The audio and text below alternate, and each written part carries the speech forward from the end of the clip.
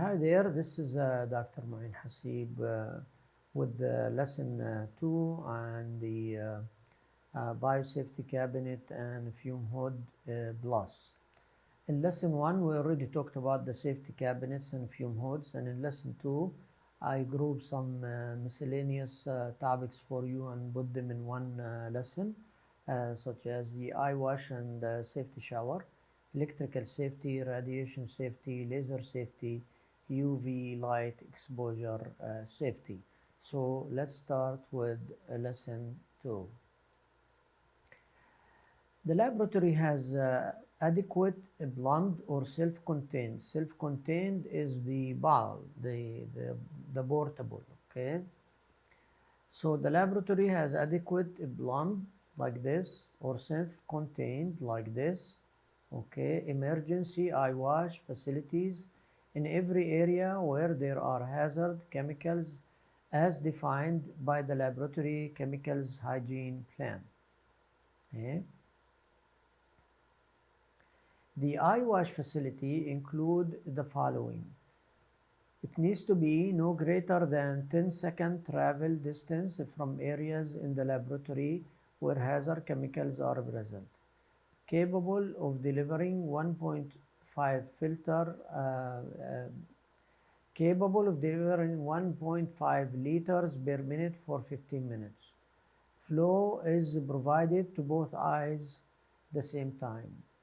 Nozzles or covers to protect from airborne contaminants. So you should have covers for them. Hands free flow once activated. Signage for location of the eye wash. Okay. Unobstructed bath with unlocked door opening in the direction of the eye wash. So if you have a door between you and the outwash and the eye wash, the door should open in the direction of the eye wash, not in the direction of you.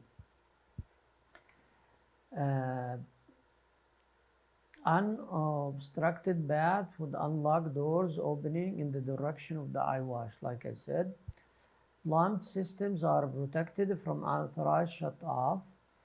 Warm water temperature, okay. The temperature should be between 60 Fahrenheit degrees and 100, but you don't need actually to measure the temperature and record it.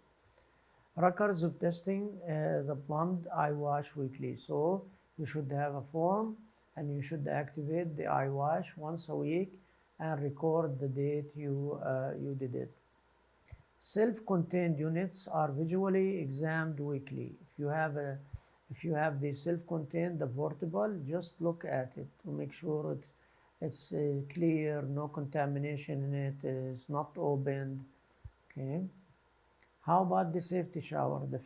For the safety shower, there are no recommendation in the CAB checklist regarding the safety shower. So it's up to you how often you want to test it. In my facility where I used to work, okay, we used to do it once a year. Some of my clients, they do it once every 6 months. Some of them do it every month. I don't think there is a need for it to do it every month. Okay, I think semi-annually or annually is enough, since the safety shower is not used that often anymore. This is a form you can use for the eye wash maintenance. This form will last you for a whole year. These are the months and these are the weeks. And that's where the supervisor, medical director or designee, usually the supervisor, will review and date. And this is for the shower. Okay, this is for the shower. If you're doing it once a year, this will last you. This form will last you for more than 10 years.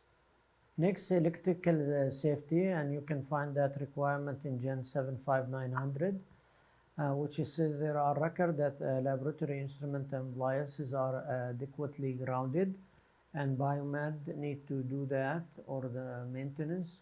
Okay, and they need to give you a report for that. So they need to be adequately grounded and checked for current leakage before initial use, after repair or modification, and when a problem is suspected. Electrical safety checklist. Do a visual check on electrical equipment looking for obvious wear and defects. Inspect cords and plugs.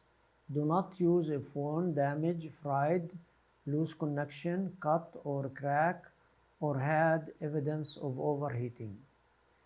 Unplug and label as do not use.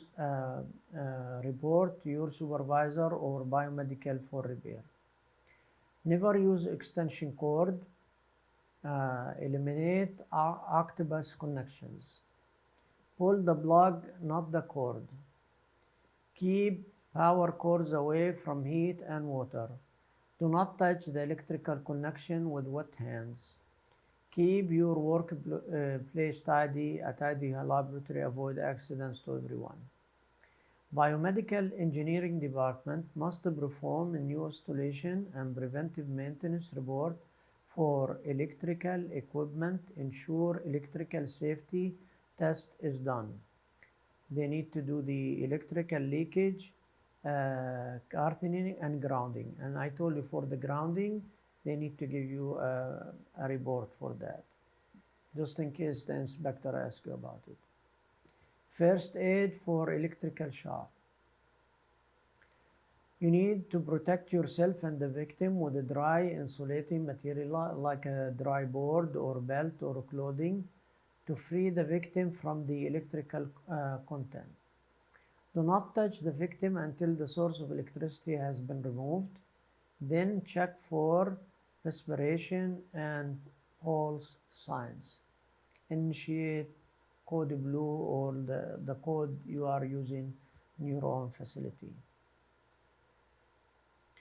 Next, we're going to talk about radiation safety. Policies and procedures are documented and adequate for radiation safety. Radiation ranked #1 in a public opinion poll for risk. Radiation is mostly natural.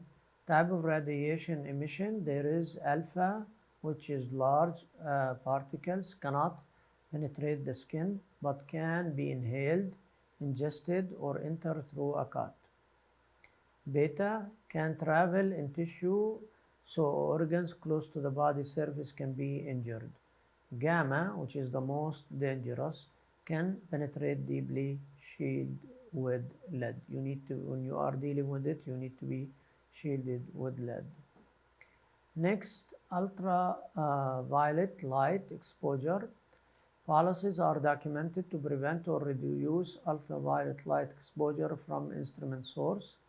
UV light may cause coronal or skin burns from direct or deflected light sources.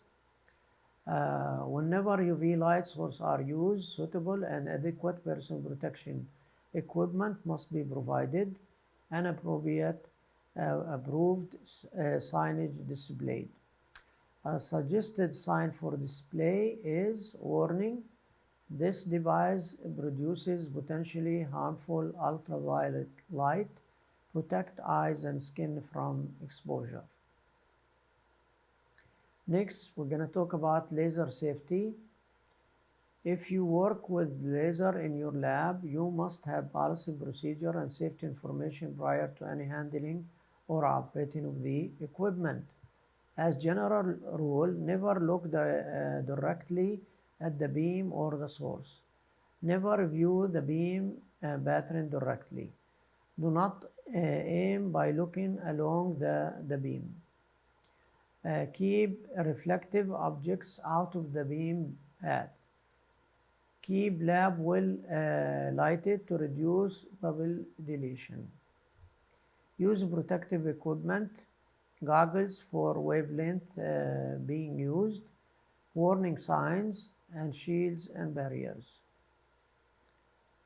I am done with lesson 2 and the miscellaneous subject that I talked about, the eye wash, the the eye wash station, the safety shower, the UV lights, the laser protection and electrical safety, and radiation safety.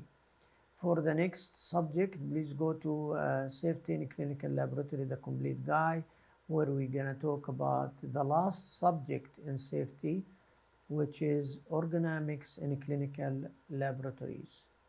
Thank you very much for watching.